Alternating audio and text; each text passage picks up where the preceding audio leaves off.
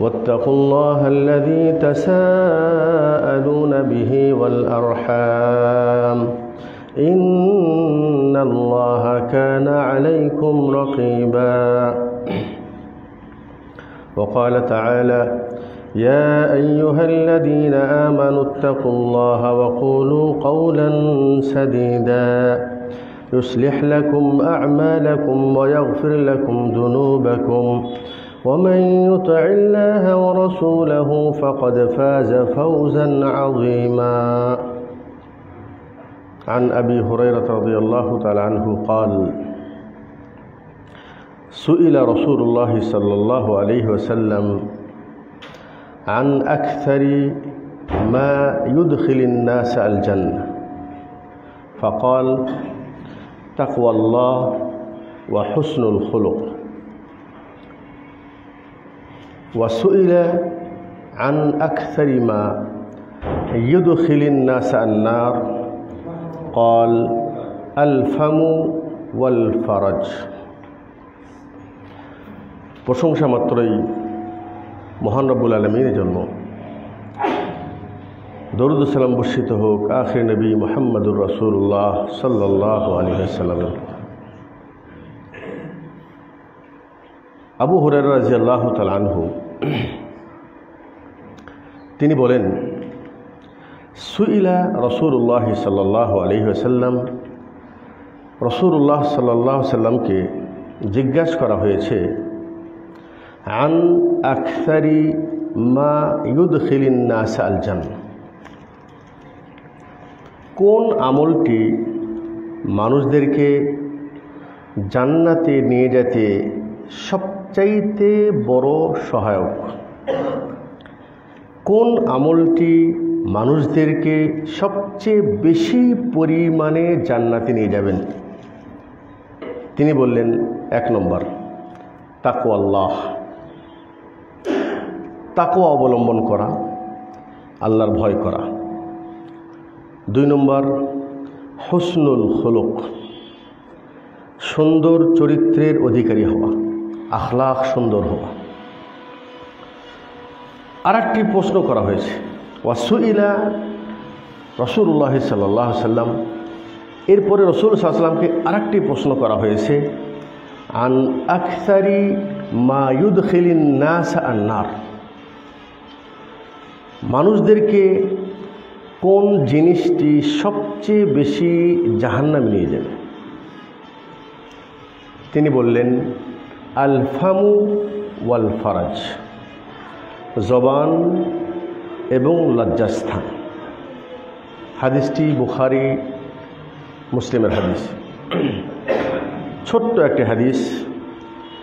এই হাদিসের মধ্যে আল্লাহ নবী সাল্লাল্লাহু আলাইহি সাল্লাম অত্যন্ত গুরুত্বপূর্ণ বিষয় আমাদের সামনে উপস্থাপন করেছেন।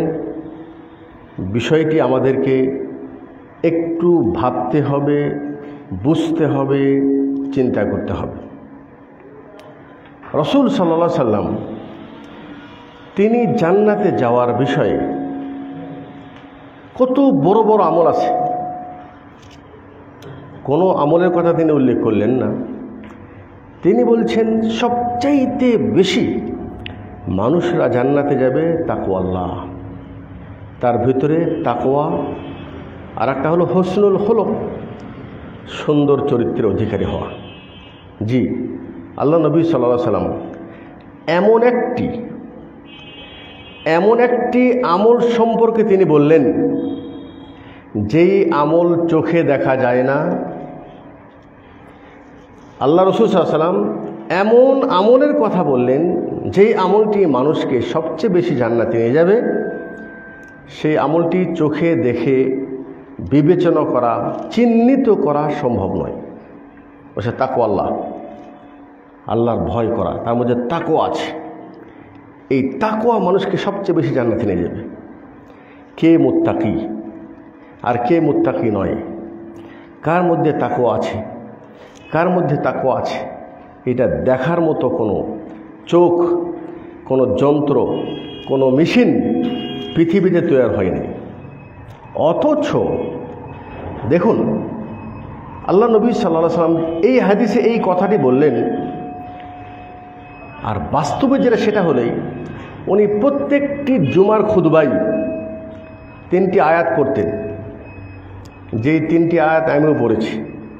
আর সুন্নতি খুতবার নিয়ম এই আয়াতগুলি পড়া। ইয়া আইয়ুহাল্লাযীনা আমানুত্তাকুল্লাহ হাক্কা তুকাতিহ, হে ঈমানদারগণ তোমরা আল্লাহর ভয় করে চলো। হাক্কা তুকাতিহি, যেইভাবে ভয় করে চলা উচিত। তিনি বলতেন ইয়া আইয়ুহান নাসুত্তাকু রাব্বাকুমুল্লাযী খালাকাকুম, হে ঈমানদারগণ তোমরা ওই রবকে ভয় করে চলো, ওই রবকে ভয় করে চলো, তার তাকওয়া অবলম্বন করো যে তোমাকে সৃষ্টি করেছেন। তিনি বলতেন ইয়া আইয়ুহাল্লাযীনা আমানুত্তাকুল্লাহ ওয়া কুলু কাওলান সাদীদা, হে ঈমানদারগণ তোমরা আল্লাহর ভয় করে চলো।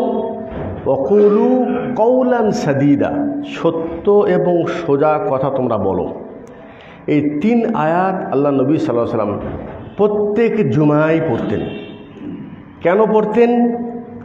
এই পৃথিবীতে যত আমল রয়েছে সবগুলি আমলকে যদি এক পাল্লায় দেন, আর এই তাকওয়া এটাকে যদি আরেক পাল্লায় দেন, তাহলে এই তাকওয়ার পাল্লা ভারী হয়ে যাবে। আপনি কোরআন পড়েন, আল্লাহ পাক বলছেন আলিফ লাম মিম যালিকাল কিতাব লা রাইবা ফিহি হুদাল লিল মুত্তাকিন। বলছেন মূলত এই কোরআন সবার জন্য হেদায়েতের মাধ্যম নয়। বলছেন এই কোরআন তো শুধুমাত্র যিনি মুত্তাকি তার জন্যই কোরআন হেদায়েতের মাধ্যম। তিনি বলছেন জান্নাত তো আমি উইদ্দাত লিল মুত্তাকিন, আমি মুত্তাকিদের জন্য জান্নাত তৈরি করেছি। একটু অনুধাবন করেন বিষয়টা, যে আল্লাহ রাসূল সাল্লাল্লাহু আলাইহি ওয়াসাল্লাম তিনি যে প্রত্যেক জুমায় এই 3টি আয়াত কেন পড়তেন? সালাতের বিষয়ে পড়েন নাই, আকীদার বিষয়ে তিনি বলেন নাই, প্রত্যেক জুমার খুতবায় অন্য কোনো বিষয় বলেন নাই। এই 3 আয়াত পড়তেন, জুমার খুতবাতেও পড়তেন এবং বিবাহ দেওয়ার সময় বিবাহের যে খুতবা আছে সেখানেও তিনি কিন্তু এই 3 আয়াতই পড়তেন। এর কারণ কি? কারণটা হলো এই, যে কারণ কোরআনে মাজিদের অন্য আয়াত থেকে একটু ইঙ্গিত পাওয়া যাচ্ছে যে আসলে মূলত একজন মুসলিমের মধ্যে যদি শুধু এই একটা জিনিস চলে আসে, শুধু এই একটা জিনিস, সেটা কি? তাকওয়া আল্লাহ, তার অন্তরে আল্লাহর ভয়, এই জিনিসটা যদি চলে আসে আর ওর কিছু করতে হবে না, সব কিছু অটোমেটিক সোজা হয়ে যাবে। এই একটা যন্ত্র, এই একটা জিনিস যদি মানুষের মধ্যে ঢুকে যায়, এই জন্য আল্লাহ নবী সাল্লাল্লাহু আলাইহি ওয়াসাল্লাম প্রত্যেক জুমার খুতবায় তিনি এই আয়াত পড়তেন, বিবাহের খুতবাতেও তিনি এই আয়াত পড়তেন। এবং আল্লাহ পাক কোরআনের মধ্যে কি বলেছেন?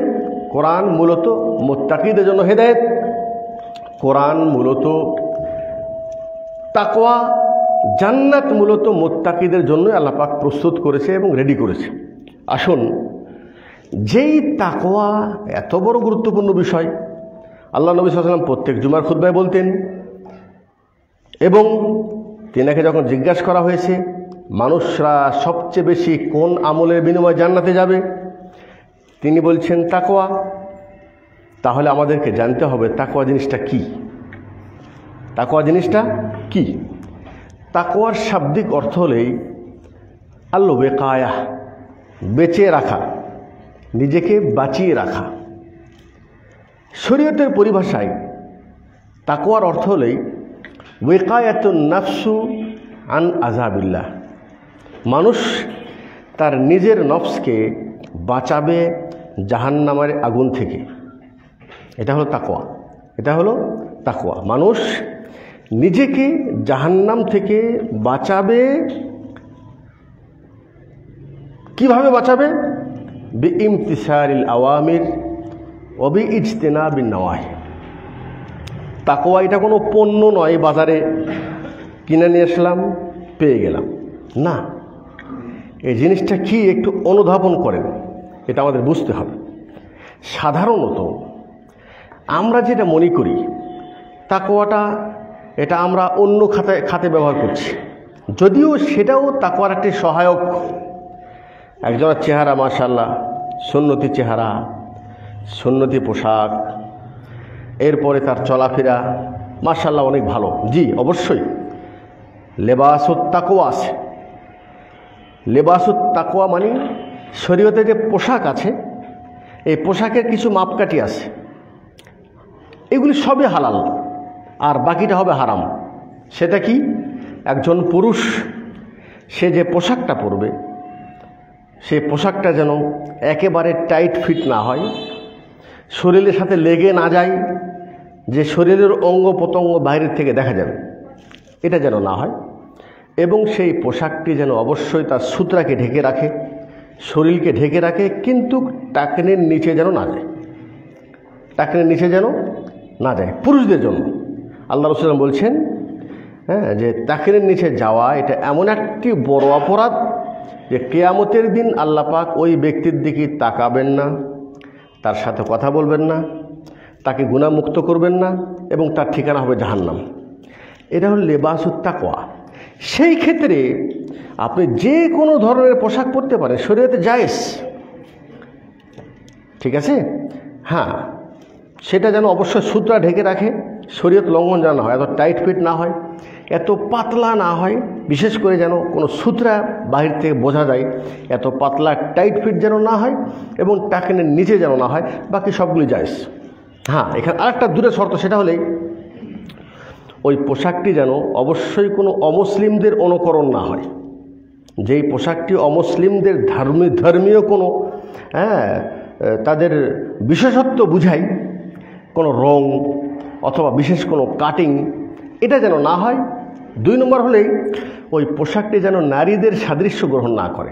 রাসূল সাল্লাল্লাহু আলাইহি ওয়াসাল্লাম অভিশাপ করেছেন পুরুষের উপর, যে পুরুষ নারীদের মতো কাপড় পরে, নারীদের মতো ভেষ করে, এবং অভিশাপ করেছেন ওই নারীর উপর যেই নারী পুরুষের মতো ভেষ ধরে কাপড় পরে অথবা চেহারা বা চুল কাটিং দেয়। তাহলে এটা হলো, এটা ছাড়া বাকি সবগুলি পোশাকই জায়েজ, সমস্যা নেই। কিন্তু লেবাসুত তাকওয়া যেটা, তাকওয়ার পোশাক যেটা, সেটা হলে এই পোশাকটা ঢিলাঢালা হবে, পোশাকটা মার্জিত হবে, পোশাকটা সুন্দর হবে। মুসলিমরা যে পোশাকে স্বাচ্ছন্দ্য বোধ করেন, সাদা সুন্দর পোশাক, ঢিলাঢালা, এগুলো লেবাসুত তাকওয়া। কিন্তু আমরা অনেক সময় কি করি, একজনের বাহ্যিক পোশাক দেখেই মনে করি এই লোকটা মুত্তাকি, একজনের বাহ্যিক চেহারা দেখে মনে করি যে এই লোকটা মুত্তাকি। আর আমাদের দেশের সাধারণ মুসলমান, এনারা তো আবেগ দিয়ে ইসলাম বুঝে। যদি কোনো ব্যক্তি একটু চেহারা সুন্দর হয়, আর এক বিগ পরিমাণ লম্বা একটা টুপি যদি পরে, আর মোটা তসবি যদি গলায় থাকে, আর যদি নিজে একটু মাশাআল্লাহ ভালোভাবে মানুষের সামনে উপস্থাপন করতে পারে, তাহলে ওই ব্যক্তি তো সমাজে যে কোনো সময় এমন ভাইরাল হয়ে যাবে যে মানুষ তাকে যে সেজদা করতে দ্বিধাবোধ করবে না, তাকে মনে করে যে আল্লাহর প্রতিনিধি, নাউজুবিল্লাহ। দেখুন, তাকওয়া কে, মুত্তাকি কে, এটা আমরা বাহ্যিকভাবে দেখে ভালো ধারণা করব। একজন ব্যক্তি তার চেহারা মাশাআল্লাহ মুত্তাকি চেহারা, পেশাক তাকওয়াওয়ালা পোশাক ধারণা করব। একজন ব্যক্তি মাশাআল্লাহ 5 ওয়াক্ত সালাত মসজিদে এসে আদায়কারী, জি ইনশাআল্লাহ তাকে আমরা মুত্তাকি মনে করব। কিন্তু প্রকৃতপক্ষে সে মুত্তাকি কি না, এটা দুনিয়ায় কেউ জানবে না, জানবে শুধুমাত্র আল্লাহ তাআলা। এই জন্য আল্লাহ নবী সাল্লাল্লাহু আলাইহি সাল্লাম আরেকটি হাদিসে তিনি বলেছেন যে আত্তাকওয়া হা হুনা, আত্তাকওয়া হা হুনা, আত্তাকওয়া হা হুনা। তাকওয়াটি হলো অন্তরের মধ্যে, তাকওয়াটি হলো অন্তরের মধ্যে, তাকওয়াটি হলো অন্তরের মধ্যে। এখনও বোঝেন নেই, এখন বোঝেন তাকওয়া কাকে বলে। দেখুন, ওমর রাদিয়াল্লাহু তাআলা আনহু, ওনার খেলাফতের একটি অভ্যাস ছিল, উনি যখন রাজত্ব করতেন, যখন খলিফা ছিলেন, উনি তো এমন ইসলামী মুসলিমদের খলিফাতুল মুমিনিন। আর ওনারা মনে করতেন যে আল্লাহ প্রদত্ত এই দায়িত্বটা আল্লাহ পাক আমাকে পরীক্ষা করার জন্য দিয়েছেন। এই দুনিয়ায় যদি আল্লাহ পাক কাউকে কোনো এরকম কোনো মানসাব, এরকম কোনো দুনিয়াবি যদি কোনো দায়িত্ব, প্রতিনিধিত্ব আল্লাহ পাক কাউকে দেয়, মনে রাখবেন এটা আপনার জন্য আল্লাহ প্রদত্ত একটি আমানত। কুল্লুকুম রাইন ওয়াকুল্লুকুম মাসউলুন আন রাইয়াতি, সে যে কেউ হোক, হন আপনি ছোট্ট একটি পরিবারের দায়িত্বশীল, তারপর আপনি দায়িত্বশীল, হন আপনি একটা ছোট্ট দোকানের দায়িত্বশীল, আপনার কর্মচারী আপনি দায়িত্বশীল, হন আপনি এলাকার একজন প্রতিনিধি, আপনি একজন দায়িত্বশীল। আল্লাহ রাসূল কি বলেছেন, কুল্লুকুম রাইন ওয়া কুল্লুকুম মাসউলুন আন রাইয়াতিহি, তোমরা প্রত্যেকেই দায়িত্বশীল এবং এই দায়িত্ব সম্পর্কে আল্লাহ পাক তোমাদেরকে কিয়ামতের দিন জিজ্ঞাসা করবে। কঠিন অবস্থা, তুমি দায়িত্বশীল আর তোমার অধীনস্থ সম্পর্কে আল্লাহ পাক জিজ্ঞাসা করবেন। ঠিক আছে, এই জিনিসটা আমরা উপলব্ধি করি না। আমরা নেতৃত্ব হাতে নেওয়ার জন্য শুধু ইচ্ছাই নয়, প্রতিযোগিতাই নয়, বরং আমরা মানুষ পর্যন্ত খুন করে দিচ্ছি যে আমার দরকার নেতা হওয়ার। কিন্তু ওই নেতা যদি বোঝেন যে নেতা হওয়া সহজ, কিন্তু দায়িত্ব নিভানো এত কঠিন, এত সহজ নয়। এটা এত জটিল বিষয়, এত জটিল বিষয়, এত জটিল বিষয়। এই বিষয়টা যদি কেউ অনুধাবন করে সত্যিকার অর্থে ইসলামের আলোকে, তাহলে তাকে যদি জোর করেও দায়িত্বে বসানো হয়, তারপরে সে বলবে না, আমি বলবো না। যার জন্য আবু হানিফা রাহিমাহুল্লাহ, ওনাকে যখন বাগদাদের কাজী নিযুক্ত করার জন্য প্রস্তাব দেওয়া হলো যে আপনি বাগদাদের কাজী হবেন, উনি বলছেন না, আমি এত বড় দায়িত্ব আমি নিতে পারবো না। কেন নিতে পারবো না?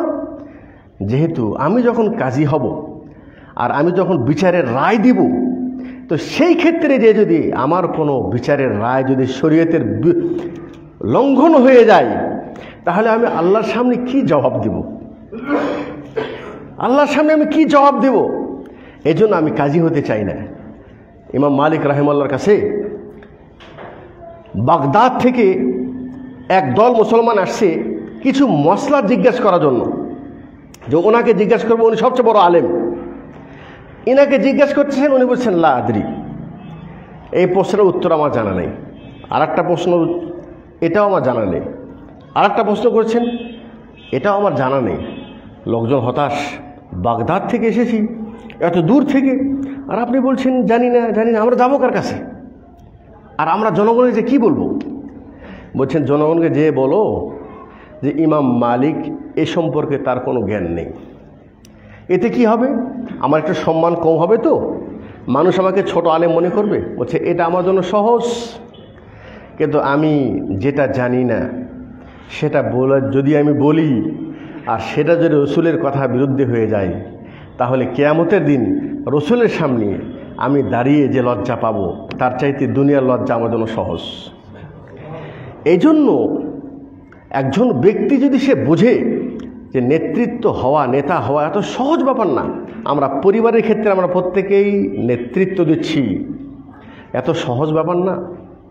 মনে রাখেন না, এটা আপনি মনে করেন না যে আপনার পরিবারকে উচ্চ মর্যাদার শুধু খাওয়ালাম, ভালো পড়ালাম, দুনিয়াবী শিক্ষায় বড় শিক্ষিত করলাম, তাদেরকে সবচেয়ে দামি কাপড় পরালাম, সবচেয়ে দামি বাড়িতে রাখলাম, আমার দায়িত্ব আদায় হয়েছে না। কঠিন ব্যাপার। কুল্লুকুম রাইন ওয়া কুল্লুকুম মাসউলুন আন রাইয়াতিহি, তোমার প্রত্যেকে দায়িত্বশীল, তোমার দায়িত্ব সম্পর্কে জিজ্ঞাসা করা হবে। এই জিজ্ঞাসার যদি মানুষ আল্লাহর সামনে যে জিজ্ঞাসিত হবে, এই জিনিসটা যদি মানুষ বুঝতে পারে, তাহলে তার জীবন পরিবর্তন হয়ে যাবে। ওমর রাদিয়াল্লাহু তাআলা আনহু, সেই দায়িত্ববোধটা ওনার মধ্যে আছে। উনি কি করতেন?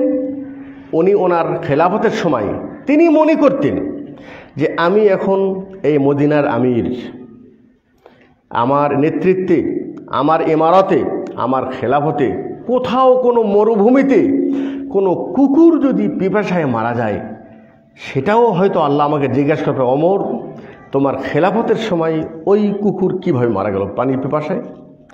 কত বড় দায়িত্ববোধ তিনি ছিলেন। ওমর রাদিয়াল্লাহু আনহু কী করতেন? উনি রাত্রিতে বের হতেন, দেখতেন যে কারো কোনো অভাব অনটন আছে কি না, হয়তো বা আমার কাছে সেটা পৌঁছে নেই।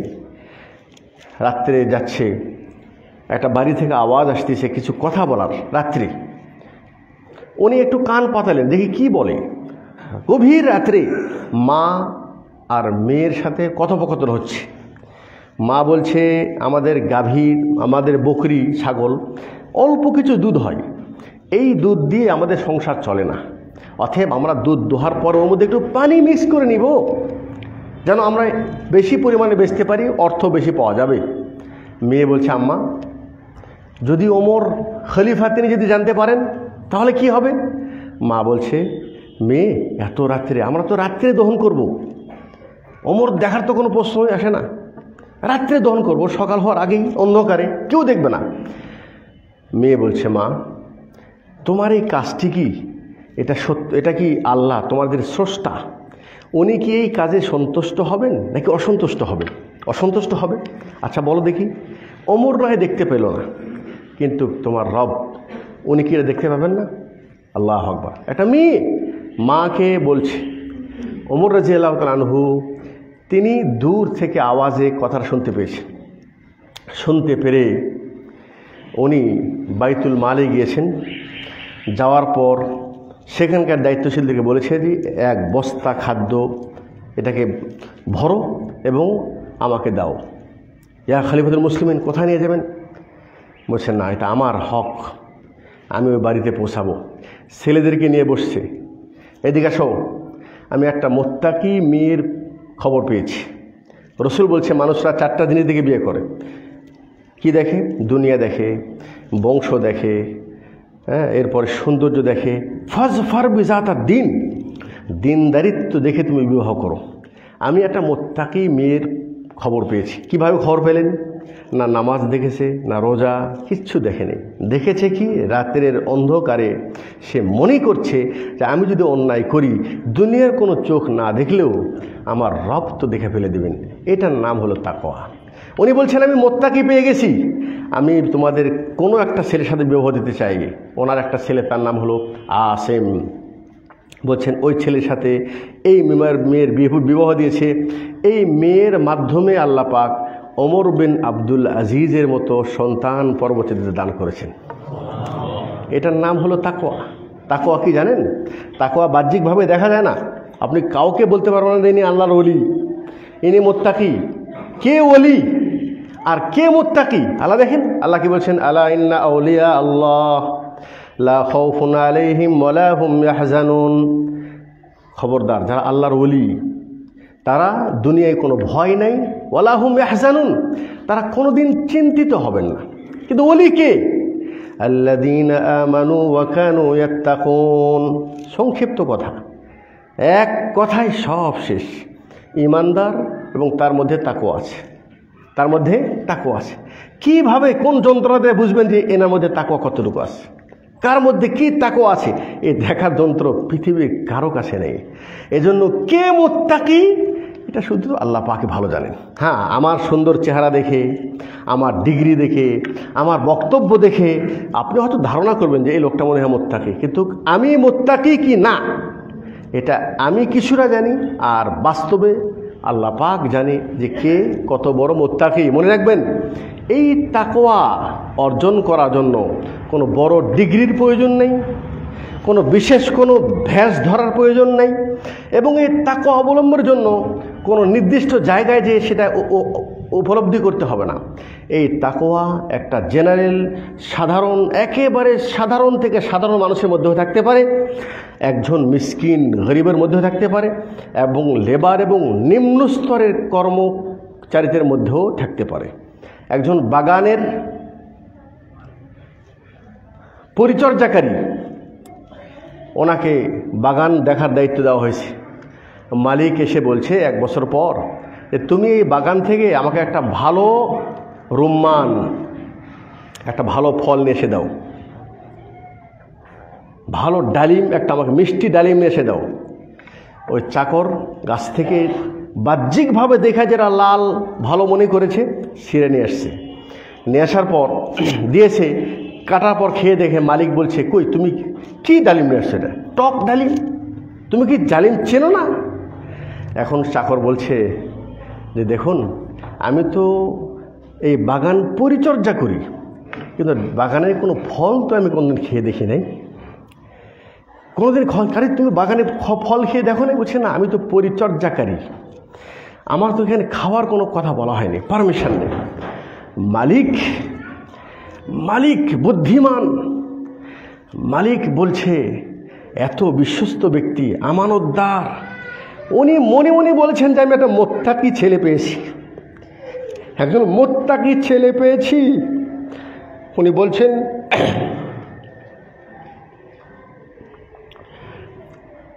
তার মেয়েকে বলছে যে মেয়ে, আমি একটা মুত্তাকি ছেলে পেয়েছি। ছেলেকে জিজ্ঞেস করছে, আচ্ছা বলো দেখি আমার মেয়েকে বিবাহ দেব,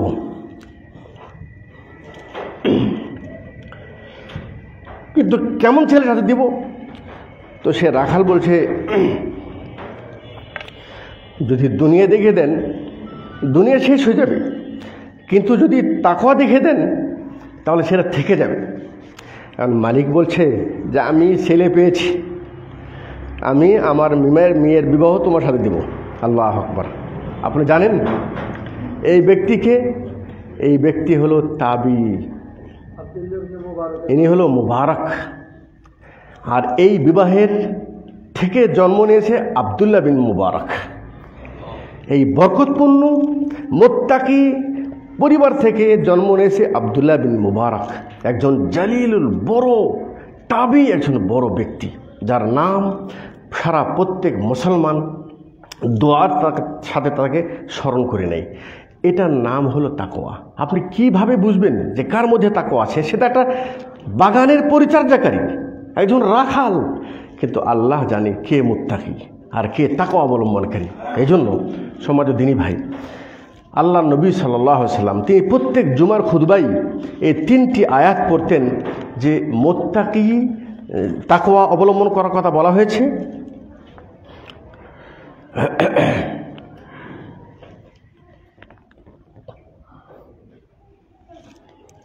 তাকওয়া অবলম্বন কথা বলা হয়েছে যে আসলে বলছে হুদাল্লিল মুত্তাকিন, হেদায়েত তো মূলত মুত্তাকিদের জন্য। তাহলে তাকওয়া কে মুত্তাকি এটা জানার কোনো অবকাশ নেই, যে কেউ মুত্তাকি হতে পারে। কিন্তু আল্লাহ পাক আমাদেরকে বলছেন ইত্তাকুল্লাহ হাইসুমা কুন্ত, তুমি যেখানেই থাকো তুমি আল্লাহর ভয় করে চলো, যেখানেই থাকো তুমি আল্লাহর ভয় করে চলো। মনে রাখবেন এই তাকওয়াল্লাহ এটা কি জিনিস? এটা হলো মুরাকিবাতুন নফস, অন্তরের ভিতরে একটা শুধু বিশ্বাস স্থাপন করা। সেটা হলো এই যে আমি দুনিয়ায় যা কিছু করছি, আমার চলা, আমার করা, আমার কর্ম সব কিছু প্রত্যক্ষ করছে আল্লাহ তাআলা। এটা অনুধাবন করা আর এটা বিশ্বাস করা যা কিছু করছি এটা আল্লাহর কাছে লিপিবদ্ধ আছে। এটা আল্লাহ আমাকে একদিন আমার সামনে এটাকে উপস্থাপন করবেন এবং এই করা আমার কর্মের হিসাব আল্লাহর সামনে আমাকে দিতে হবে।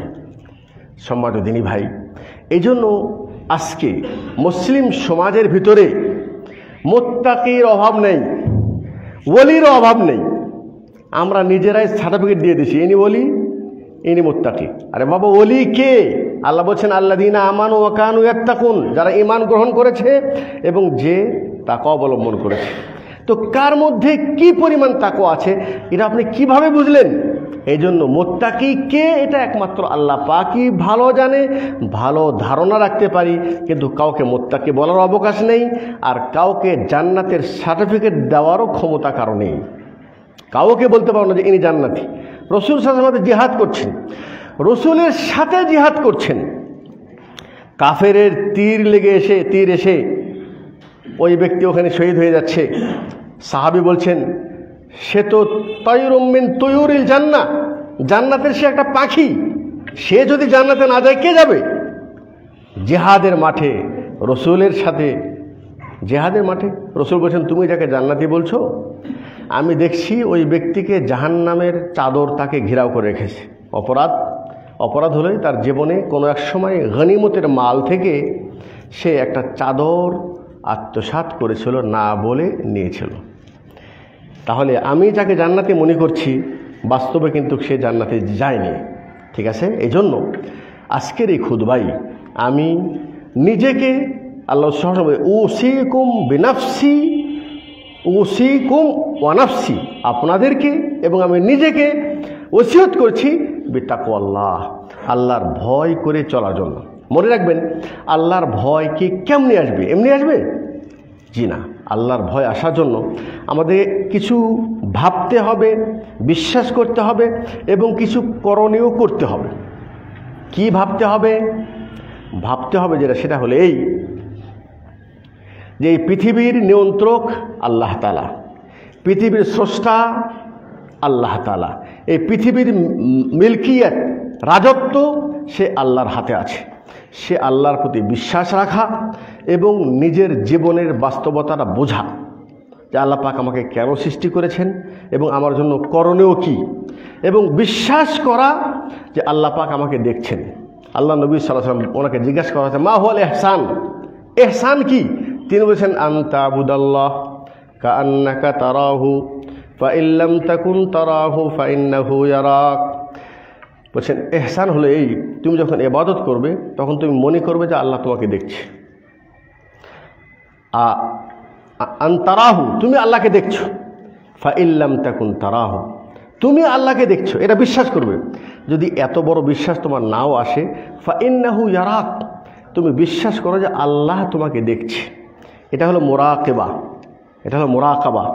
নিজেকে এই একটা জিনিস, দোকানে বসে আছে, ইচ্ছা করলে সে নাপে কম দিতে পারবে।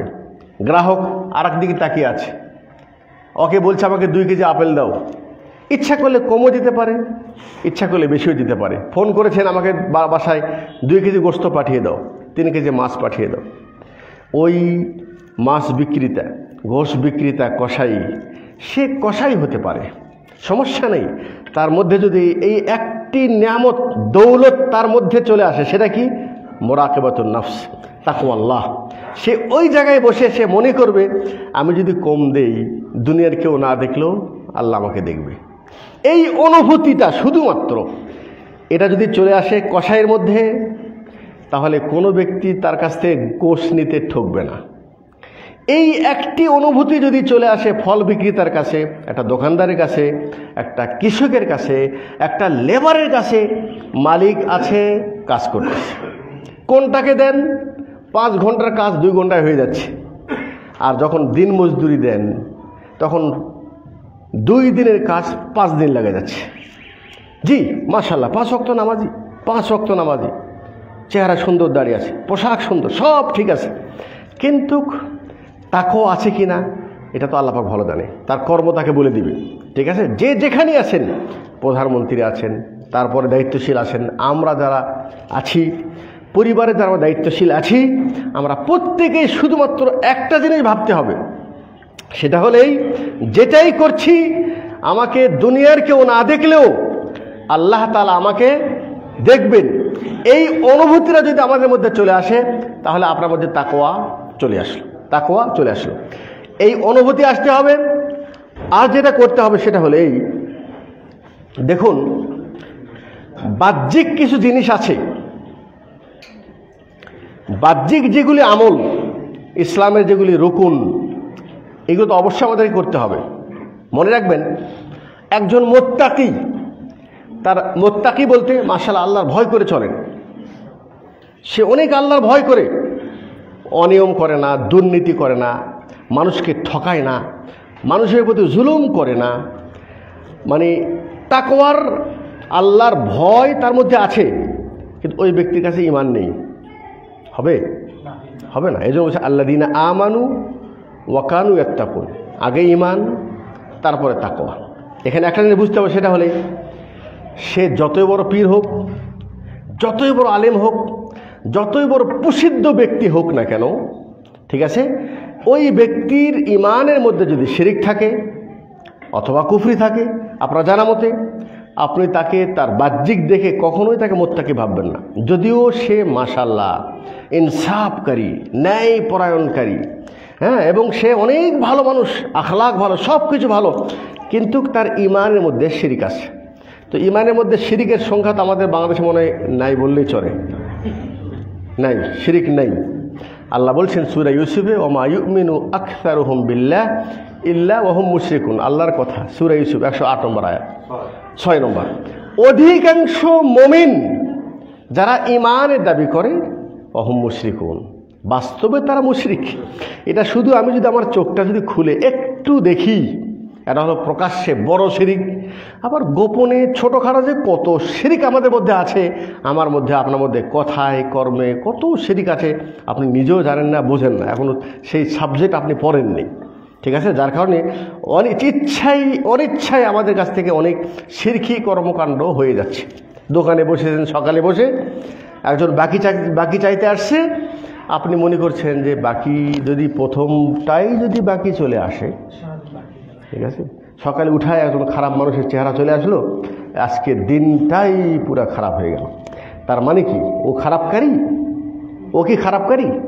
আল্লাহু আকবার। এই যে ভালো মন্দ নির্ণয় করা, এই কাজ করব কি করব না, যাচ্ছি ওই কাজের নিয়তে, পেছন থেকে এখন ডাক দিয়েছে, ওহো, তার মানে হলো এই কাজ মনে হয় আর করা যাবে না। ঠিক আছে, এই ধরনের বসে আছেন, চিন্তা করছেন, উপরটা টিক টিক করতেছে, ওহো, তাহলে আমার এই চিন্তা ঠিকই আছে। তার মানে কি আলিমুল গায়ব একমাত্র আল্লাহ তাআলা। আপনি সাধারণ টিকটিকিকেও মনে করছেন যে আমার মনে খবরও ঠিক করে দিল, আমি যা ভাবতেছি ও বুঝে ফেলতেছে, হ্যাঁ এটা তুমি যা ভাবতেছো এটা ঠিকই আছে। এটা তো সাধারণ প্রত্যেক ব্যক্তির মধ্যে আছে। আর প্রকাশ্যে যেগুলি শিরিক, মানুষকে পায়ের সাথে সেজদা করাচ্ছে, ব্যক্তিকে সম্মান করতে যে এত বেশি তাকে চড়াইয়া দিচ্ছে যে শিরিক আল্লাহর সমকক্ষ বানিয়ে দিচ্ছে। আজকে নবীকেও আল্লাহ রসুলের সমকক্ষ বানিয়ে দিয়েছে, তাই নাই? নবীকে সমকক্ষ বানিয়ে দিয়েছে। এবং আজকে যারা আমাদের দেশে খানকা নিয়ে বসে আছে এবং বড় বড় যারা পীর ওলির যারা দাবি করেন, আপনি তাদের কাছে যেয়ে দেখেন মানুষরা কি করছে তাদেরকে নিয়ে। তাদেরকে জমিনতে হাঁটতে দেয় না, ঘাড়ে চেয়ারে নিয়ে যাচ্ছে। হ্যাঁ, কেউ আওলাদে রসুল, আমরা সৌদি আরব থেকে কোনো আওলাদে রসুল আজ পর্যন্ত দেখতে পাই নাই। আর যত আওলাদে রসুল সবে আমাদের দেশে আওলাদে রসুল। আর আজ পর্যন্ত কোনো কালো মানুষের চেহারা দেখতে পারলাম না যে এই কালো মানুষটা পীর, এটা দেখা যায়নি। আপনি দেখেন না, আমি নাম বলবো না, আমরা নাম বলে কাউকে সমালোচনা করি না, কোনো অসুন্দর মানুষ পীর নেই। কারণ কি, মানুষ আবেগ দিয়ে ইসলামকে বোঝে। এবং এরকম কোনো সিম্পল সাদা টুপি পরে আছে এরকম পীরের সংখ্যা নাই বললেই চলে। ঠিক আছে, ওদের আরও অন্যরকম পোশাক হয়, চেহারা অনেক সুন্দর হয়। ঠিক আছে, এর বিপরীত বর্তমান যুগের শ্রেষ্ঠ থেকে শ্রেষ্ঠ আলেম, বিশ্ব বরেণ্য আলেম শেখ বিন বাজ রাহিমাহুল্লাহ, সৌদি আরবের সাবেক গ্র্যান্ড মুফতি, আপনি ওনার চেহারা ফেসবুকে দেখতে পাবেন, যদি নাম লেখেন ওনার চেহারা চলে আসবে। ইবনে ওসাইমিন রাহিমাহুল্লাহ, শেখ আলবানী রাহিমাহুল্লাহ, এনাদের মতো ব্যক্তি শতাব্দীর মধ্যে 100 বছর মধ্যে এরকম আলেম এই পৃথিবীতে জন্ম নেয় নাই। ইবনে ওসাইমিন রাহিমাহুল্লাহ, আমি ওনার পাশেই, ওনার শহরের পাশেই থাকি। বিন বাজ রাহিমাহুল্লাহ, ওনার কাপড় পোশাক, ওনার মর্যাদা আল্লাহ পাক এই পৃথিবীতে এত বেশি দিয়েছিল, আমরা তো সচক্ষে দেখতে পাই নাই, আমরা যাওয়ার আগেই উনি ইন্তেকাল করেছেন। ওনার বিষয়ে যেটা আমরা শুনেছি, সৌদি আরবে যিনি বাদশাহ মালিক ফাহাদ, তিনি, তার নির্দেশনা ছিল যে ওনাকে পিতার সমতুল্য বিশ্বাস করতেন, যে উনি আমার পিতার মতো।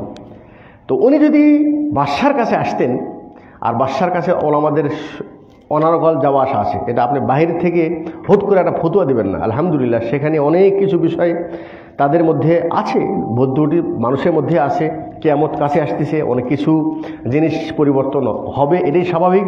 কিন্তু অনেক কিছু ভালো বৈশিষ্ট্য তাদের মধ্যে আছে, যেটা আপনি বাহিরের থেকে পত্রিকা পড়ে আর কারো সমালোচনা শুনে আপনি নিজেকে অযথা সমালোচনার ভিতরে ফালান না, ভালো ধারণা রাখেন, অনেক কিছু ভালো দিক আছে। যাই হোক, তো ওনার বিষয়ে নির্দেশ ছিল যে উনি যখন আসবেন তখন সরাসরি যেন উনি আমার কাছে না আসে, উনি আসলে ওনাকে বিশেষ একটা জায়গায় বসানো হতো, তারপর বাদশাহ নিজে তার কাছে হেঁটে যেতেন, শেখের কাছে হেঁটে যেতেন। চেহারা দেখবেন মানুষ টিটকারি করে, এই যে এটা ওয়াহাবিদের শেখ, দেখো ওনার যে মাথায় রুমাল যেটা পরতো, আমরা তো দামি রুমাল পরি, একেবারে নর্মাল রুমাল তিনি পরতেন। অথচ ওই ব্যক্তি যখন ইন্তেকাল করেছেন তখন জানা গেছে যে তার পক্ষ থেকে বাংলাদেশ সহ সারা বিশ্বে শত শত দায়ী, বাংলাদেশে এক একজন দায়ী, তার পক্ষ থেকে নিয়োগ করা দায়ীর বেতন প্রায় 50 থেকে 60,000 টাকা এক একজনের।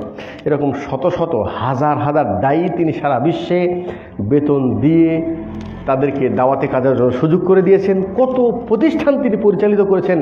আল্লাহ পাক ওনার চলাফেরা দেখবেন, চেহারা দেখবেন, কিছু বোঝা যাবে না।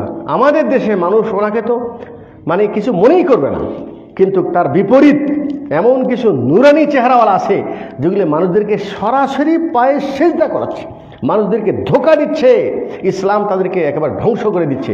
যাক, কথা আরেক দিকে চলে গেল। আমি যেটা বললাম সেটা হলো এই, পোশাক দেখে, সুন্দর লেবাস দেখে, আপনি বাহ্যিক দেখে মুত্তাকি মনে করলেও কে মুত্তাকি এটা আল্লাহ পাক ভালো জানে। তবে প্রথম যে কথা বললাম সেটা হলে মুত্তাকি হওয়ার জন্য অবশ্যই তাকে পরিশুদ্ধ ঈমানের প্রয়োজন। তাওহীদ মাস্ট, জরুরি। এই জিনিসটা অত্যন্ত গুরুত্বপূর্ণ বিষয়, যেটা আমার আজকে সাবজেক্ট না, পরিপূর্ণ বোঝানো সম্ভব না। সেটা হলেই আপনার কথা এবং কর্মের মধ্যে কোনো রকমভাবে যেন শিরিক মিশ্রিত না হয়। এ বিষয়ে সচেতন থাকতে হবে। শুধু বক্তব্য শোনা নয়, তাওহীদ সম্পর্কে বই পড়তে হবে, শিরিক সম্পর্কে জানার চেষ্টা করবেন, এগুলি আলোচনায় নিয়ে আসতে হবে। ঠিক আছে, এটা আপনার দায়িত্ব। আপনাকে কে শিখালো বুঝালো তা না, যেহেতু ভেজাল, চারিপাশে ভেজাল আছে, সেই ভেজাল থেকে নিজেকে বাঁচানোর জন্য অবশ্যই আপনাকে একটু সতর্ক থাকতে হবে। আপনি কয়জন মুসলমানকে পাবেন যাদের হাতে বালা নেই, লাল সুতা নেই, কালো সুতা নেই? কয়জন বাচ্চা পাবেন বাচ্চা হওয়ার পর আহলে হাদিস ঘরের সন্তান, দেখেন এখানে কালো দাগ দিয়েছে, কেন? বলছে বদ নজর থেকে বাঁচার জন্য। আরে বাবা, এটা পাতিলের কালি না, কোনো কোম্পানি একটা কালো কালি বানাচ্ছে, ওটা হিন্দু কোম্পানি হতে পারে। এই কালো কালির কি এত বড় ক্ষমতা যে তাকে নজর থেকে তাকে বিরত রাখবে? কোথায় ইসলাম সম্পর্কে জ্ঞান কোথায়? ঠিক আছে, বালা, ঠিক আছে, এই বালা দেখেন কত মানুষের মধ্যে বালা আছে, আংটি আছে, হ্যাঁ, এরপরে সুতা আছে, হ্যাঁ, এরপরে তাবিজ তো এটা হালাল করে দিয়েছে। কোরআনের তাবিজ যদি হয় এটা তো হালাল, এটা তো করে দেয়। অথচ রাসূল বলছেন মান তাআল্লাকা তামিমাতান ফাকাত আশরাক। রোগ মুক্তির জন্য, বিপদ থেকে বাঁচার জন্য অথবা উপকারের আশায় তুমি যদি শরীরে কিছু লটকাও, বাঁধো, গাছের ডাল হোক, গাছের পাতা হোক, কোনো লেখা হোক, কোরআনের আয়াত হোক, যেটাই তুমি লটকাবা সেটাই তামিমা, সেটাই তাবিজ। ফাকাত আশরাক, ওই ব্যক্তি শিরিক করলো। এখন তাবিজ আমরা হুজুররা দিচ্ছি। ঠিক আছে, এজন্য তাকওয়া বোঝার জন্য প্রথম যেটা চিহ্ন, আমি মুত্তাকি কিভাবে হব, আমি আরেকজনকে মুত্তাকি দেখার কোনো অবকাশ নেই। আমি মুত্তাকি না কি না এটা আমাকে দেখতে হবে। এর জন্য আমাকে প্রথম যেটা দরকার, যে বৈশিষ্ট্য অধিকারী হতে হবে, সেটা হলেই শিরিক মুক্ত তাওহীদ যুক্ত ঈমান। এটা হল নাম্বার 1। নাম্বার 2, আল্লাহ প্রদত্ত ফরজ যেগুলি আছে এটা মাস্ট, আপনাকে কোনোভাবেই ছাড়ার কোনো অবকাশ নেই। ফরজ যদি যাকাত থাকে অবশ্যই দিতে হবে। ফরজ সালাত যে কোনো অবস্থায় আপনি এই মাপকাঠি দেখেন না, কজন মুসলমান টিকবো। রাসূল কি বলেছেন? মান তারাকা সালাতা মুতাআম্মিদান ফাকাদ কাফার ফাকাদ আশরাক ফাকাদ বারিয়াত মিনহু জিম্মাতুল্লাহ। ইচ্ছা করে কেউ যদি এক ওয়াক্ত সালাত ছেড়ে দেয়, সে শিরিক করলো, কুফর করলো, আল্লাহর দায়িত্ব থেকে সে বের হয়ে গেল। আপনি একটু হিসাব দেন না, মুসলমান তো কয়জন 5 ওয়াক্ত সালাত নিয়মিতভাবে আদায় করে? ঠিক আছে, বছরে কয়েকদিন পরে, সপ্তাহে কয়েকদিন, দিনে ফজর নাই, এশা নাই, মাগরিব পরে অথবা আসর জহর পরে, অর্থাৎ 5 ওয়াক্ত নিয়মিত সালাত আদায় করে না। অথচ ওই ব্যক্তি নিজেকে মুসলিম, হাজি, পরহেজগার, মুত্তাকি বলে মনে করছে। ঠিক আছে, তাহলে 2 নম্বর হলো এই, অবশ্যই ফরজ যেটা তাকে কোনোভাবে, কোনো ভাব বলতে কি জানেন, যদি বেহুশ হয়ে যায় তাহলে আপনার মাপ, পাগল হয়ে গেছেন, আপনার হচ্ছে না, কিনা টাইম জানা নেই, সে বোঝে না, হুশ নেই, ওর নামাজ মাপ। 5 দিন বেহুশ ছিলাম, ওই 5 দিন নামাজ মাপ, ওই কাজা পড়তে হবে না। যখন হুশ আসছে তখন থেকে আবার স্টার্ট করে। অথবা ঘুমিয়ে পড়েছেন, ইচ্ছা করে ঘুম না, আগে থেকে নিয়ত করে শুনলাম যে 7টায় ডিউটি যেতে হবে, 6:30টায় উঠে ফজর পড়ে নিব। আপনি ইচ্ছা করে নামাজটাকে তরক করেছেন, এটা পড়া না, তরক করেছেন। হ্যাঁ, ওটার ইচ্ছা ছিল, মোবাইল দিয়েছিলাম, হ্যাঁ, প্রত্যেক দিন আজান শুনে উঠি, কিন্তু হঠাৎ করে আজকে উঠবো মনে করে হঠাৎ করে ঘুম এসে গেছে, উঠতে পারিনি। রাসূল বলছেন তুমি যখনই চেতনা পাও তখনই পড়ো, পট করে পড়ে নাও, ওরা দেরি করার অবকাশ নয়, সূর্য উঠতেছে নাকি ডুবতেছে দেখার দরকার নেই, তখনই পড়ে নাও। আর একটা কি, সেটা হলো ভুলে গেছে, এমন কোনো জটিল কাজে ছিল যে ও তখন স্মরণ আসেনি। যখন স্মরণ আসছে তখনই পড়ো। 3টে, বেহুশ হয়েছে অথবা ঘুমিয়ে পড়েছে অথবা ওই ব্যক্তি ঘুমিয়ে ভুলে গেছে। এই 3টা কারণে সালাত ছাড়া যেতে পারে বা ছুটে যাবে, বাকি কোনো অবকাশ নেই। অসুস্থ, দাঁড়ায় না পারেন বসে, না হয় শুয়ে, না হয় ইশারায়, অজু করতে পারছেন না তেমন করেন। এমন রুগী অজুও করতে পারছে না, তেমনও করতে পারছে না, অজু তেমন ছাড়াই টাইম মতো পড়তে হবে। এমন রুগী অনার্গল পেশাব পায়খানা বের হচ্ছে, করার পবিত্রতা অর্জন করার কোনো সম্ভাবনা নাই, তাকে ওই নাপাক অবস্থায় তাকে পড়তে হবে। আপনি কি মনে করছেন জিহাদ করছেন, জিহাদরত অবস্থাতেও আপনাকে সালাত আদায় করতে হবে, মনে মনে পড়তে হবে। আর কি চান বলেন দেখি? এই যদি অবস্থা হয় তাহলে ফরজ যেটা সালাতের যেটা বিষয়, যাকাতের একই বিষয়। হজ জীবনে একবার, সিয়ামে রমজানের সিয়াম ফরজ মাস্ট। কোন মুত্তাকি পরহেজগার ওলি, মানুষ মনে করছে ওলি, নামাজের সময় সালাত পড়তেছে না। আমার সৌদি আরবে আমার কিছু ছাত্র, তাদের কাছে পাকিস্তান থেকে এখন পীর এসেছে, তো মাগরিবের সালাতের আজান হয়েছে, পীর সাহেবও মসজিদে যায় না আর মুরিদগুলো মসজিদে যাচ্ছে না। আমার ছাত্ররা জিজ্ঞাসা করছে, বলছে বড় পীর, মানে 30 বছর জঙ্গলে ছিল। আচ্ছা জঙ্গলে ছিল তো আজান হলো মসজিদে যেতে হবে না? বলছে তোমরা বুঝবা না, উনি নামাজ পড়বে তুমি দেখতে পাবো না। কি বুঝ চিন্তা করেছেন? এই ধরনের বুঝ আপনি কত নেবেন আমাদের দেশে? হ্যাঁ, এই হলো মানুষের দৃষ্টিতে সে মুত্তাকি পরহেজগার, কিন্তু তার মধ্যে ফরজ নেই। তো ফরজ যদি না থাকে তাহলে সে মুত্তাকি কেমনে হয়? অসম্ভব। দুটো জিনিস, ইমান, তাওহীদ পর্যন্ত ইমান হতে হবে। ফরজ এটা আপনাকে আলহামদুলিল্লাহ আল্লাহ আমাদেরকে এমন কোনো দায়িত্ব দেয় নেই যেটা আমাদের অসম্ভব। 5 ওয়াক্ত সালাত যদি আপনি টাইম যোগ করেন, ফজর 2, আমি সুন্নত নফল বাদ দিলাম, জোহর 4, আসর 4, মাগরিব 3, এশা 4, কতটুকু টাইম লাগবে বলেন? কতটুকু টাইম লাগবে? যে কোনো অবস্থায় মসজিদে আসবেন, 25 গুণ 27 গুণ সব বেশি। আসতে পারছেন না, যেখানে আছেন সেখানে পড়েন। যায় নামাজ নাই, দরকার নেই, মাটিতেই পড়েন, ঠিক আছে? পোশাক নেই, পোশাক সারা পড়েন, শুধু পায়ে লুঙ্গি পরে আছি, উপরে কিছু নেই, এই অবস্থায় পড়ে। যদি না থাকলে অবশ্যই পড়তে হবে। এমনকি কোনো জায়গায় আছেন সেখানে কোনো পোশাকই নেই, পাচ্ছি না, নামাজের সময় হয়ে গেছে, উলঙ্গ অবস্থায় বসে আপনাকে সালাত আদায় করবে। আর আপনি কখন সালাত বাদ দেবেন বলেন?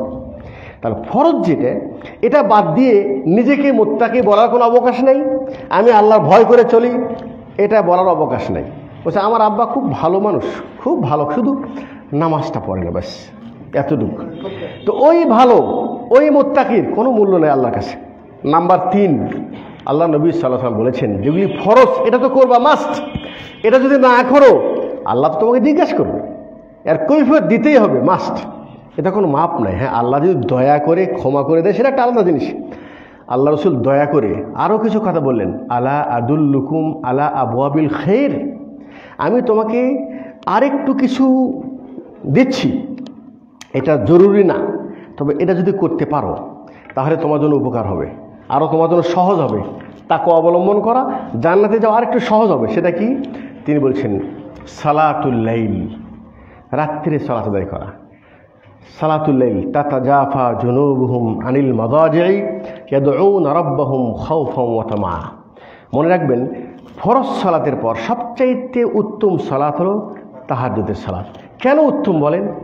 ফরজ সালাতের মধ্যেও রিয়াকারি আসতে পারে, আমাকে মানুষ কি মনে করবে, অথবা এটা একটা রুটিন আসতেছি, কিন্তু মনে রাখবেন শেষ রাত্রে তাহাজ্জুদের সময় শুধুমাত্র ওই ব্যক্তিই পড়বে সালাত, শুধু ওই ব্যক্তিই পড়বে সালাত, শুধু ওই ব্যক্তিই পড়বে সালাত যার মধ্যে ইয়াকিন এবং বিশ্বাস আছে যে আল্লাহর কাছে আমি গুনাহগার, আমাকে আল্লাহর কাছে কিছু পেতে হবে। এই ভয় যার মধ্যে আছে শুধু সেই ব্যক্তি তাহাজ্জুদ পড়তে পারবে, অন্য কেউ না, কারণ সে তো মানুষ দেখবে না। আল্লাহ রাসূল বলছেন যে তুমি কি নিরাপদে জান্নাতে যেতে চাও? তাহলে কি করবা? যে কাউকে দেখলে সালাম দাও, আলা মান আরাফতা ওমান লাম তারিফ, তোমার চেনা হোক না চেনা হোক সবাইকে সালাম দাও। এটা সম্ভব কোথায়? সৌদি আরবে। কিন্তু যেই দেশে হিন্দু মুসলমান দুটাই যদি একসাথে বসবাস করে আর যে কাউকে যদি সালাম দেওয়া শুরু করেন, চেহারা দেখে বোঝার কায়দা নেই যে কোনটা কোন কোয়ালিটির, ঠিক আছে? ভারতে যখন আমি ছিলাম এক সময় লেখাপড়া করার সময়, তো তখন বাবরি মসজিদ নিয়ে গন্ডগোল শুরু হয়ে গেল। তো রাস্তাঘাটে মুসলমান হিন্দুকে মারতেছে, হিন্দু মুসলমানকে মারতেছে। এখন রাস্তায় যে লাশটা পড়ে আছে, এটা কি হিন্দু নাকি মুসলমান, এটাকে নির্ণয় করবেন কিভাবে? কেউ চেনে না, ঠিক আছে? লাস্টে কি জানেন? মৃত্যুর পর তাকে বেইজ্জতি করে তাকে দেখতে হচ্ছে যে সে কি খাতনা দেখতে হচ্ছে, সে মুসলমান কি মুসলমান না। বিষয়টা হালকাভাবে দেখার কোনো অবকাশ নেই। মুসলিম তার প্রত্যেকটা পরিচয়, কথায়, কর্মে, লেবাস, পোশাকে, আলহামদুলিল্লাহ আমরা গর্ব যে আমাদেরকে আল্লাহ পাক এমন একটি দিন দিয়েছে যেই দিন পৃথিবীর শ্রেষ্ঠ দিন এবং সেটা আমাদের স্রষ্টা প্রদত্ত দিন। আর এই ইসলাম ছাড়া বাকি যত দিন আছে সব মানুষ তার মধ্যে ভেজাল ঢুকিয়ে দিয়েছে, মানুষের বানানো দিন। তো আমি আল্লাহ প্রদত্ত দিন, আল্লাহ আমাকে দয়া করে মুসলিম বানাইছে, তো আমি এটা ছেড়ে মানুষের বানানো দিনের দিকে যাবো? কথা বলেন। তাহলে আমার পোশাক এরকম কেন? অমুসলিমদের পোশাক কেন? আমার চেহারা অমুসলিমদের চেহারার মতো কেন? জি না, আমার সব কিছু যেন আমার প্রকাশ পাবে যে আমি একজন মুসলিম। আলহামদুলিল্লাহ, আমার কাছ থেকে কেউ ঠকবে না, ঠিক আছে? আমি নিজে ঠকে যাব, কিন্তু আমি কাউকে ঠকাবো না। যাই হোক, আল্লাহ রাসূল বলছেন, তুমি যদি নিরাপদে জান্নাতে যেতে চাও, যাকে দেখো সালাম দাও, ঠিক আছে না? আমরা কী প্রণতা করি সালাম দিতে? শুধু সালাম না, এটা কিন্তু একটা দোয়া। আসসালামু আলাইকুম রহমতুল্লাহি ওয়া বারাকাতুহু, আল্লাহর পক্ষে তোমার প্রতি শান্তি বর্ষণ হোক, রহমত বর্ষণ হোক, বরকত নাজিল হোক। আচ্ছা, আপনি পিতা যদি আপনার সন্তানকে ফোন উঠে বলেন আসসালামু আলাইকুম রহমতুল্লাহি ওয়া বারাকাতুহু, তার মানে কি? আপনি সন্তানকে বলছেন, আপনি স্ত্রীকে বলছেন, আপনি আপনার ভাইকে বলছেন, আপনি আপনার মুসলিম ভাইদেরকে বলছেন আল্লাহর পক্ষ থেকে তোমার প্রতি শান্তি হোক, রহমত হোক, বরকত হোক। আপনার সন্তান বলছে ওয়ালাইকুম আসসালাম রহমতুল্লাহি ওয়া বারাকাতুহু, স্ত্রী বলছে ওয়ালাইকুম আসসালাম রহমতুল্লাহি ওয়া বারাকাতুহু। তার মানে কি? আপনার প্রতিও আল্লাহর পক্ষ থেকে শান্তি হোক, রহমত হোক, বরকত হোক। রাসূল বলছেন, পিতা মাতা যখন সন্তানের জন্য দোয়া করে, মাঝখানে কোনো পার্টিশন নেই। আপনি যদি 10 বার সন্তানকে সালাম দেন, আপনি অনিচ্ছায় সন্তানকে কিন্তু দোয়া করলেন। আমার এক ভাই আমাকে একটু আগে বলছিল, যে আমি ইনশাআল্লাহ আমার এলাকাতে একটা প্রতিষ্ঠান করব, আমি তাই সেই ছাত্রদেরকে আমি অভ্যস্ত করাবো তারা যেন বেশি বেশি সালাম দেয়। আল্লাহ রাসূল বলছেন, তুমি বেশি সালাম দাও। এক, তুতইমুত তাআম, মানুষদেরকে খানা খাওয়াও, ঠিক আছে? আমরা কিন্তু জীবন দশা খাওয়াই না, মৃত্যুর পর খাওয়াই। বাপের চিকিৎসা করে না। বাপকে একদিন জিজ্ঞেস করে না যে তুমি কোন খাওয়াটা পছন্দ করো? বাপ মারার পরে 2-3টা গরু জবাই করতে নির্ভীকভাবে সে গরু জবাই করে দুনিয়ার সব মানুষকে খাওয়াচ্ছে। তার মানে কি? তার মানে হলে এইসব দেখাওয়া ইসলাম। সেও এটা চাই, এলাকার লোকও এটাই চাই। কিরে বাপটা মারা গেছে, খালি পুঁতে ঢেকে আসলি, কিছু খাওয়াবে না? কিচ্ছু না, ওই বাপের কল্যাণ চায় না, ও চাচ্ছে এক টাইম ভালো একটু খাওয়া। হুজুরও তাই, এলাকার লোক সবাই। এর মধ্যে বিন্দু পরিমাণ কোনো সওয়াবের কোনো আশা করা অসম্ভব, দুটাই স্বার্থপর, ঠিক আছে না? ও নামাজ পড়ে নাই সারা জীবন, তো মারার পর তোমার মিলাদ করলে তো পারে না। হ্যাঁ, বাপের খেদমত করে নাই, মায়ের খেদমত নেই, মরার পর তাকে মিলাদ করতেছে, এত সহজে জান্নাত পেয়ে যাবে? কারণ হুজুর যে একেবারে লম্বা দোয়া করে দিচ্ছে, আমার মা বাপকে যেন জান্নাতুল ফেরদাউসে দান করে দাও, আমিন বলছে সবাই, ও মনে করছে জান্নাত পেয়ে গেছে, শর্টকাটে জান্নাত পাচ্ছে। যাই হোক, রাসূল বললেন মানুষকে খানা খাওয়াও জীবন দশায়। খানা খাওয়া বলতে রাসূল বলছেন ওই অলিমার, যেই অলিমাতে শুধু ধনী আসে, গরিব আসে না, সেই অলিমার প্রতি আল্লাহর পক্ষে বরকত আসবে না। আমাদের দাওয়াতটাও হয়ে গেছে এখন তেলের মাথায় তেল, বোঝেন নেই? গরিবদের কিন্তু কোনো এখানে মূল্যায়ন নেই। রাসূল বলছেন ওয়াসাল্লু ওয়ান্নাসু নিয়াম, তুমি সালাত আদায় করে এমন সময় যখন নাকি না মানুষ শুয়ে আছে, তার মানে তাহাজ্জুদের সময়। আফজালুস সালাত বাদা সালাতিন ফরিদাতে সালাতুল লাইল, সবচেয়ে উত্তম প্রিয় নামাজ ফরজ সালাতের পর তাহাজ্জুদের সালাত। তাহলে জনব্যক্তি যদি কেউ মুত্তাকি হতে চায়, তাহলে তাকে কিছু গোপন কাজ করতে হবে। বাহ্যিক যেটা এটা ফরজ, এটা করতে হবে। গোপন কিছু কাজ করেন, যেই কাজটা শুধু আপনি জানেন, আর কেউ জানে না, ঠিক আছে না? গোপন কাজ কি জানেন? এই যে রাত্রে কেউ দেখছে না, আমরা তো আসলে জানি না কি করব। অসুস্থ আছে, বিপদগ্রস্ত আছে, যে কোনো পেরেশানি থাকেন, আপনি কি মনে করেন যে আপনার এই ছোট্ট পেরেশানি আমার রব তিনি দূর করতে পারবেন না? বিয়াদিহিল মুলক, আপনি কি জানেন তার হাতের মধ্যে রাজত্ব আছে? তিনি না বলছিলেন ওমা ইয়াত্তাকিল্লাহ ইয়াজআল লাহু মাখরাজা ওয়া ইয়ারযুকহু মিন হাইসু লা ইয়াহতাসিব, তুমি শুধু আল্লাহর ভয় করে চলো, আমি তোমাকে এমন জায়গা থেকে দিব তুমি নিজেও বুঝবে না। তাহলে মোবারককে বিবাহ কার সাথে হলো? ধনী ঘরের মেয়ের সাথে বিবাহ হলো, তাই নাকি? আর আগে খলিফার মেয়ের সাথে একটা বকরি গরিবের মিসকিনের মেয়ের বিবাহ শুধু হয় নাই, আর তার সন্তান একজন এই দেশের একজন খলিফাতুল মুসলিমিন পরবর্তী হয়েছে। আল্লাহর শুধু চাইলে আল্লাহ পাক যে কাউকে ধনী থেকে গরিব, গরিব থেকে ধনী, সম্মানিত থেকে অসম্মান, যা কিছু ইচ্ছা সে করতে পারে, তার জন্য বাহানা দরকার নেই। শুধু ইচ্ছা করবে, কোন বাহানাই করবে আপনি কল্পনাও করতে পারবেন না, ঠিক আছে? এই বিশ্বাসটা আমাদের মধ্যে নাই কেন? আমরা শুধু মানুষের কাছে হতাশ হতাশ করে ঘুরাচ্ছি, চাকরি পাচ্ছি না, কি করে খাবো, আরে বাবা, তুমি একদিন শেষ রাত্রে ওঠো না, একদিন কেন, তুমি বিশ্বাস করো যে না, দুনিয়ার কেহ যদি আমার কোনো উপকারে না আসে, আমার একজন আসে, সে আমাকে দিতে পারে। রসুল বলছেন একজন মুমিনের ঈমান কেমন হওয়া উচিত? লাউ আন্নাল উম্মাতা লাউ ইজতামাআত আলা আন ইয়ানফাউকা বিশাইইন মা ইয়ানফাউকা বিশাইইন ইল্লা মা কাদ কাতাবাল্লাহু লাক। সারা দুনিয়ার মানুষ যদি একত্রিত হয়ে তোমাকে কোনো উপকার করতে চায়, তাহলে অতটুকুই পারবে যতটুকু আল্লাহ চাইবে। এর বিপরীত কেউ যদি ক্ষতি করতে চায়, অতটুকু পারবে। কেন ক্ষতি করতে চায় নাই? ইব্রাহিমকে আগুনে ফেলায় নাই? এখানে কি কোনো শক্তি কি কম ব্যবহার করেছে? সারা পৃথিবীর নীতি নিয়ম অনুযায়ী তাকে তো পুরে শেষ করে দিবে। সেই মুহূর্তে তো ইব্রাহিম বলছে হাসবুন আল্লাহ ওয়া নি'মাল ওয়াকিল, আমার জন্য আল্লাহ যথেষ্ট। ঠিক আছে? তাহলে একজন মুমিন, তার ভিতরে এই বিশ্বাসটা যদি চলে আসে, হ্যাঁ, জাকারিয়া সালাম বুড়া হয়ে গেছে, মাথার চুল সাদা হয়ে গেছে, হাড্ডি দুর্বল হয়ে গেছে, এখন কি সন্তান পাওয়ার মতো কোনো আশা করা যায়? তারপরে বলছেন ওয়ালাম্মা কুম্বি দুআইকা রাব্বি শাকিয়া, আল্লাহ আমি এই অবস্থাতেও তোমার রহমত থেকে আমি নৈরাশ নেই। আল্লাহ তুমি আমাকে এই অবস্থাতেও সন্তান দিতে পারো।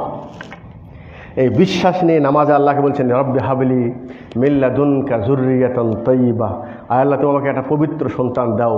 আল্লাহ পাক ফেরেশতা তখন পাঠান বলছেন, হ্যাঁ, যে আমি তোমাকে একটি ইয়াহইয়া সন্তান দেওয়ার জন্য আমি সুসংবাদ দিলাম। এই বিশ্বাস নিয়ে রোগী, অসুস্থ, অসহায়, আপনি শেষ রাত্রে একেবারে ডাইরেক্ট কানেকশান, আল্লাহ পাক প্রথম আসমান নেমে আসেন, তিনি আমাকে ডাকছেন হালমিন মুস্তাগফিরিন আগফিরুলাহু, তোমার গুনাহ আছে, ক্ষমা চাও, আমি ক্ষমা করে দেবো। আল্লাহ প্রথম আসমানে এসে আমাকে ডাকতেছেন মাইয়াস আলুনি ফাওতিহু, তোমার কি দরকার আমার কাছে চাও। আল্লাহ বলছেন আমি তোমাকে দিব। তিনি তো দেওয়ার জন্য প্রথম আসমানে নেমে আসেন। আপনি ওই বিশ্বাস ধারণাটা নেন যে আল্লাহ প্রথম আসমানে নেমে আছেন, তিনি আমাকে ডাকছেন, চাচ্ছেন। আর আপনি যখন চাইবেন মনের বিশ্বাস নিয়ে চাইবেন, এমন না যে আমি তো গুনাহগার, আমার দিকে আল্লাহ তাকাবে। যেই দোয়ার মধ্যে নিজের ভরসা নেই, ইয়াকিন নেই, সেটা আল্লাহ কবুল করবে না। আপনার কানেকশন, আল্লাহ বলছেন আমার সম্পর্কে মানুষরা যেরকম ধারণা করে আমি তার সাথে সেরকম করি। যদি মনে করেন আমার রব ক্ষমাশীল, দয়াশীল, আল্লাহ ক্ষমা করবে। যদি বলেন না আমাকে ক্ষমা করবে না, ক্ষমা করবে না। তো ঠিক আছে, গোপন কিছু কাজ করেন, শেষ রাত্রে পারলে তাহাজ্জুদ পড়েন, আল্লাহর কাছে আপনি কাঁদেন, ইনশাআল্লাহ। আর একটা জিনিস একটু স্মরণ করে দিই, সেটা হলে আমরা স্বার্থপর মুসলমান। সেটা কি জানেন? পরীক্ষার সামনে অথবা রোগী আছে বাড়িতে, কেউ তাহাজ্জুদ পড়তেছি, 5 ওয়াক্ত সালাত, অথবা ফসল পাকা পাকা অবস্থায়, বৃষ্টিতে যেন পাথর না পড়ে, মসজিদের জনগণ বেশি, যে ধান সুষ্ঠুভাবে উপরে উঠে নেই, বৃষ্টি হয় নাই, ধান পাওয়ার পর আর মসজিদে নেই। ঠিক আছে, এটা একটা বাবা। আর একটা হলে পরীক্ষার আগেই মাশাআল্লাহ 5 ওয়াক্ত নামাজ পড়তেছে, আল্লাহকে বোঝাচ্ছে আল্লাহ আমি ভালো হয়ে গেছি। পরীক্ষায় রেজাল্ট হওয়ার পর মসজিদ আর নেই। তার মানে স্বার্থপর, ও শুধু স্বার্থের জন্য এসেছে। স্বার্থ নিয়ে কেউ যদি আসে, আল্লাহরও স্বার্থের দরকার নেই, নিঃস্বার্থ আসতে হবে। যে নিঃস্বার্থ আসবে সে বলবে যে আমি পালেও সন্তুষ্ট, না পালেও সন্তুষ্ট। তবে একটা মনে রাখবেন, আল্লাহ বলছেন আমার কাছে মানুষ যেটা চাই আমি তাকে 3 ভাবে দেই, 3 ভাবে দেই। যেটা চাচ্ছে আমি কখনো সেটাই দেই, তখন সে বুঝতে পারে আমার দোয়া কবুল হয়েছে। আর একটা হলে ও চাচ্ছে আমি পরীক্ষায় পাস যেন করি, আমি তার দোয়া কবুল করেছি, আমি যেটা চাচ্ছে সেটা দেই নাই, বরং ওর চেয়ে জরুরি যেটা, সে কয়দিন পরে একটা বড় জটিল সমস্যায় সে পড়তো, আল্লাহ বলছে আমি তোর দোয়া কবুল করলাম, সমস্যাটা দূর করে দিলাম। সে কিন্তু জানে না, সে তো নৈরাশ, হয়তো বা দোয়া কবুল হয় নাই। 3 নম্বর, দুনিয়া চাচ্ছে চাকরি পাই, বাড়ি পাই, ভালো নারী পাই, দোয়া কবুল করেছি, দুনিয়ায় দিব না, আখিরাত জন্য রেখে দিলাম। ঠিক আছে, এই 3টা বিশ্বাস নিয়ে যদি আপনি দোয়া করেন, তাহলে নৈরাশ হওয়ার কিছু নেই, অবশ্যই আপনি পাবেন। আচ্ছা, আরেকটা সেটা হবে মানে কিছু গোপন আমল, দুনিয়ায় কেউ দেখবে না। রাস্তায় হেঁটে যাচ্ছে, এটা রাস্তায় কাঁটা পড়ে আছে, অথবা কোনো মুসলমানকে কষ্টদায়ক জিনিস পড়ে আছে। ঠিক আছে, এটা কি কোনো জটিল আমল? এটা কি কোনো বড়, এটা জনকে টাকা দেওয়ার প্রয়োজন, প্রস্তুতির প্রয়োজন? তার ভিতরে ধারণা, চিন্তা, এই রাস্তা দিয়ে একটা মানুষ হেঁটে যায়, তার পায়ে যদি কাঁটাটা চুবে যায় তাহলে সে ব্যক্তি কষ্ট পাবে, অতএব আমি এটাকে সরিয়ে দিলাম রাস্তা থেকে। গোপন গোপন আমল, ঠিক আছে, গোপন কাজ, দুনিয়ায় কেউ দেখবে না, ঠিক আছে না, আল্লাহর সন্তুষ্টর জন্য সেটা করবেন। রাসূল সাল্লাল্লাহু আলাইহি ওয়াসাল্লাম বলেছেন যে এই একটি কাঁটা রাস্তার থেকে সরিয়ে দেওয়ার কারণে আল্লাহ পাক তাকে জান্নাত দিয়েছে। গোপন কিছু দান, গোপন দান ডান হাত দিয়ে করবেন, বাম হাতও জানবে না, ঠিক আছে না, এরকম গোপন কিছু আমল করবেন খালিসভাবে। ওই যে 3 জন ব্যক্তি গুহায় যে ঢেকে গেছিল, পাথর এসে পড়ে, তারা তো বহু আমল করেছে, কিন্তু সব আমলে ওসিলা দেয়নি। একজন বলছে, আয় আল্লাহ, আমার মাকে দুধ পান না করে বাচ্চাদেরকে করাই না, একদিন দেখি মা বাপ ঘুমিয়ে গেছে, বাচ্চারা আসা কাঁদছে, বাচ্চাদেরকে দেই নেই, যেহেতু মা বাপকে আগে খাওয়াবো, দুধ নিয়ে দাঁড়িয়েছিলাম সকাল পর্যন্ত, তারপরে তাকে দুধ দিয়েছি। আল্লাহ, এই কাজটি তো মানুষকে দেখানোর জন্য করেন, আল্লাহ সন্তুষ্ট জন্য, যদি পছন্দ হয় আল্লাহ আমাকে পাথর সরিয়ে দাও, একটু সরিয়ে দিছে, একটু সরিয়ে দিছে। একজন ব্যক্তি কারো কাছে লেবারি কাজ করেছে, টাকা নিয়ে যায় নাই, ভুলে গেছে। ওই ব্যক্তি, এই যে মাসউল, দায়িত্বশীল, ইমানদার, মুত্তাকি, সে বলছে, আহারে এই লোকটা তো আমার কাছে টাকা ভুলে গেছে না রেখে গেছে, এই টাকা তো তার, এটা তো আমি, তখন সে মনে করছে আমার টাকাকে আমি ফেলে রাখবো, ব্যবসা লাগাবো, তো সেই টাকাটা রেখে গেছে, আমি এই টাকাটা আমার ব্যবসার সাথে লাগাই দিই। বকরি আছে, বকরির সাথে একটা বকরি কিনে দেখাচ্ছে, তার ব্যবসা আল্লাহ এমন বরকত দিয়েছে, অনেকগুলি বকরি হয়ে গেছে। 1-2 বছর 3 বছর পর ওই লোকটা স্মরণ আছে, ওহো, আমি তো এই বাড়িতে একদিন কাজ করেছিলাম, টাকা নিতে ভুলে গেছি। বলছে, ভাই, আমি যে একদিন কাজ করতে আসছিলাম, টাকাটা নিতে ভুলে গেছি। ওই লোক তো ভুলে নেয়, সে তো জানে যে 1,000 টাকা আমার কাছে আছে, অলরেডি সে ব্যবসা লেগে রয়েছে। বলছে, তুমি এই সব বকরি নিয়ে যাও। বলছে, আমার সাথে ঠাট্টা করছেন? বলছে, না, ঠাট্টা না, তোমার টাকাটা আমি ব্যবসায় লাগাবো। এ হলো মুত্তাকি। দেখেন, এটা হলো তাকওয়া। এই তাকওয়া আপনি কোথায় খুঁজে পাবেন বলেন? এত সহজ। নিজেকে মুত্তাকি বলা যায়, নিজেকে তাকওয়ার ভ্যাস দেখানো যায়, কিন্তু আসলে প্রকৃতপক্ষে তাকওয়াকে এটা তো আল্লাহ ছাড়া কেউ জানে না, ঠিক আছে না। সামনে প্রিয়া আশেকা, যাকে পাওয়ার জন্য চাচাতো বোন বলছে, তুমি আমাকে নির্জন অবস্থায় পাওয়ার জন্য কি দরকার? বলছে 120 দিরহাম। বলছে, এত টাকা? ওই মিসকিন মানুষ 120 দিরহাম সেই যুগে, মানে এখন 1 লাখ 1 কোটি হতে পারে, কত হবে আল্লাহ জানে। ওই বেচারা মাহবুব আশেক, তাকে পাওয়ার জন্য দেখা যাচ্ছে যে সে চেষ্টা করে কাঠ বেছে গাড়ি কষ্ট করে উপার্জন করেছে, করার পর যখন চাচাতো বোনকে নির্জন জায়গায় দিয়ে সমস্ত ক্ষমতা সে অর্জন করেছে, তাকে যে অবৈধ কাজের প্রস্তাব দিয়ে রেডি কর্ম করার জন্য, তখন বোনটা বলেছে, দেখো ভাই, এখন আমরা যদি কোনো অপকর্ম করি কেউ দেখতে পারবে না, কিন্তু বলো দেখি, ইত্তাকিল্লাহ, তখনই সদ্ব্যবহার করেছে, তুমি একটু আল্লাহর ভয় করো, হ্যাঁ, এবং আমার সতীত্বকে নষ্ট করো না। ওই ছেলেটার ভিতরে আল্লাহ ভয় ঢুকে দিয়েছে ওই মুহূর্তে। বলছে, আমি যাকে পাওয়ার জন্য 120 দিরহাম আজ কয়েক বছর যাবৎ গাছে কাঠ কেটে কাঠ বেছে জমা করেছি, মাহবুবকে পাওয়ার জন্য, মাহবুবাকে, মাসুকাকে পাওয়ার জন্য, কাছে পাওয়ার পর যেই বলেছে ইত্তাকিল্লাহ, তুমি আল্লাহর ভয় করো, তার মধ্যে আল্লাহর ভয় চলে আসছে, ওখান থেকে উঠে আসছে। ওই গুহার মধ্যে সেও আছে। বলছে, আল্লাহ, আমি সেই দিন তো শুধু তোমার ভয়ে আমি অপকর্ম থেকে বিরত ছিলাম, আল্লাহ তুমি যদি এটা পছন্দ করো আজকে আমাকে মাফ করে দাও। পাথর সরে গেছে। গোপন কিছু কাজ যেটা কেউ জানবে না, আল্লাহ সন্তুষ্টর জন্য করলে ইনশাআল্লাহ মুত্তাকি হওয়া সম্ভব। আল্লাহ রাব্বুল আলামিন আমাদের ভিতরে যেন তাকওয়া দান করে। বিশেষ করে বর্তমান যুগে ইমানটা এমন অবস্থা হয়ে গেছে, আমাদের ভিতরে সব কিছু যেন ভেজাল, খাওয়ার মধ্যে ভেজাল, আমলের মধ্যে ভেজাল, আকীদার মধ্যে ভেজাল, সব কিছুর মধ্যে ভেজাল।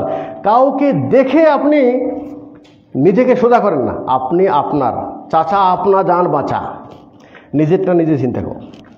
আপনি বলেন না যে হারামের ইমাম যেহেতু সেহেতু এরকম কেন, অত বড় না, ঠিক আছে না, আমাকে বাঁচাতে হবে আমার নিজের জানকে, কীভাবে বাঁচাবো আমার চেষ্টা করতে। আল্লাহ যেন আমাদের বোঝার তৌফিক দান করে। আকুলু কওলি হাযা ওয়া আস্তাগফিরুল্লাহ লি ওয়া লাকুম ওয়া লিসাইরিল মুসলিমিন ফাস্তাগফিরুহু ইন্নাহু হুল গফুরুর রহিম।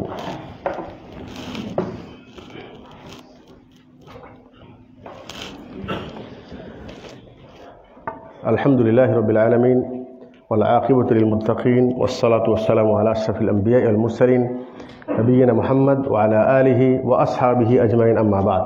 আউযু বিল্লাহি মিনাশ শাইতানির রাজীম। ইন্নাল্লাহা ওয়া মালাইকাতাহু ইউসাল্লুনা আলান নবী ইয়া আইয়ুহাল্লাযীনা আমানু সাল্লু আলাইহি ওয়া সাল্লিমু তাসলিমা। আল্লাহুম্মা সাল্লি আলা মুহাম্মদ ওয়া আলা আলি মুহাম্মদ কামা সাল্লাইতা আলা ইব্রাহিম ওয়া আলা আলি ইব্রাহিম ইন্নাকা হামিদুম মাজিদ। আল্লাহুম্মা বারিক আলা মুহাম্মদ ওয়া আলা আলি মুহাম্মদ কামা বারাকতা আলা ইব্রাহিম ওয়া আলা আলি ইব্রাহিম ইন্নাকা হামিদুম মাজিদ। গত বছর একবার এসেছিলাম মুসআব বিন উমার আপনাদের এই বেড়ার মসজিদে আবার দীর্ঘদিন পর আসার সুযোগ পেলাম। আপনার এই মসজিদকে আসি বা না আসি, অন্তর থেকে অন্যভাবে একটা চিন্তাভাবনা করি যে আলহামদুলিল্লাহ অত্র এলাকায় সবাই মুসলিম ভাই, আলহামদুলিল্লাহ আমরা সবাইকে সম্মান করি, কিন্তু মানে একটু ভেবেচিন্তে চলার মতো চিন্তাভাবনা নিয়ে আমরা নিজেকে তাওহীদের উপর টিকে রেখে শিরক মুক্ত জীবনযাপন করতে চাই, সুন্নত মোতাবেক আমল করতে চাই। এই চিন্তা নিয়ে চলার মতো লোকের সংখ্যা যেরকম কম, মসজিদের সংখ্যাও একেবারে বিরল। সেই হিসাবে আলহামদুলিল্লাহ এখানে একটি ইসলামিক সেন্টার অথবা একটি সুন্দর একটি মসজিদ স্থাপিত হয়েছে। আসি বা না আসি, আমাদের অন্তর থেকে সবসময় আপনাদের এলাকায় মসজিদ এবং আপনাদের জন্য অন্তর থেকে দোয়া যে আল্লাহ পাক যেন কবুল করে এবং এটার দ্বারা যেন অত্র এলাকায় যেন এই সহি আকীদা এবং আমল এটা যেন ছড়িয়ে যায়, আল্লাহ যেন কবুল করে, এটা আমাদের দোয়া প্রার্থনা এবং চাওয়া। আবার আসছি আলহামদুলিল্লাহ, দেখে অনেক খুশি হলাম। আমাকে দেওয়া হয়েছে আগামী সপ্তাহে আমাদের এক ভাই উনি খুতবা দিবেন, ফয়সাল মাহমুদ উনি আগামী সপ্তাহে খুতবা দিবেন, এটা একটি বিষয়। আরেকটি হলো আপনারা জানেন আমাদের আহলে হাদিসের সবচেয়ে বড় বৃহৎ একটি ইজতেমা রাজশাহীতে হয়ে থাকে আহলে হাদিস আন্দোলন বাংলাদেশের পক্ষ থেকে। সেই ইজতেমাটি তো গত এই 24 হওয়ার কথা ছিল, ডেটটাকে চেঞ্জ করে আগামী মার্চের 10 এবং 11 তারিখে সেটাকে রাখা হয়েছে। এই জন্য আপনাদের দাওয়াত, ইনশাআল্লাহ সেখানে যাওয়ার চেষ্টা করবেন। ওখানে মাশাআল্লাহ অনেক ধরনের দেশ বিদেশ থেকে ওলামা কেরাম আসেন, বিভিন্ন বিষয়ে বক্তব্য সেখানে হয়। জানার উদ্দেশ্যে গেলে ইনশাআল্লাহ আমাদের এই যাওয়াটাও ইনশাআল্লাহ ইবাদতের মধ্যে গণ্য হবে। আল্লাহ রাব্বুল আমিন আমাদেরকে কবুল করে নিন। আল্লাহ পাক যেন আমাদেরকে ঈমানের উপর অটল রাখেন মৃত্যু পর্যন্ত, আর যখন আল্লাহ পাক আমাদের মৃত্যু দেবেন তখন যেন আমরা ঈমান অবস্থায় দুনিয়া থেকে যেতে পারি। আল্লাহুম্মা ইগফির লানা ওয়া লিল মুমিনিনা ওয়াল মুমিনাত ওয়াল মুসলিমিনা ওয়াল মুসলিমাত ওয়া আলিফ বাইনা কুলুবিহিম ওয়া আসলিহ যাতা বাইনিহিম ওয়ানসুরহুম আলা আদুওয়িকা ওয়া আদুওয়িহিম। আল্লাহুম্মা লা'নিল কাফারাতা আল্লাযীনা ইয়াসুদ্দুনা আন সাবিলিক ওয়া ইউকাদ্দিবুনা রুসুলাক ওয়া ইউকাতিলুনা আউলিয়াক। اللهم خالف بين كلمتهم وزلزل أقدامهم وشتت شملهم وفرق جمعهم ودمر ديارهم وأنزل بهم بأسك الذي لا ترده عن القوم المجرمين. اللهم أصلح أحوال المسلمين، اللهم احفظهم من كل بلاء الدنيا وعذاب الآخرة. اللهم وفقنا لما تحب وترضى، اللهم وفقنا لما تحب وترضى وخذ بناصيتنا للبر والتقوى. ربنا آتنا في الدنيا حسنة وفي الآخرة حسنة وقنا عذاب النار. ربنا تقبل منا إنك أنت السميع العليم وتب علينا إنك أنت التواب الرحيم. سبحان ربك رب العزة عما يصفون وسلام على المرسلين والحمد لله رب العالمين.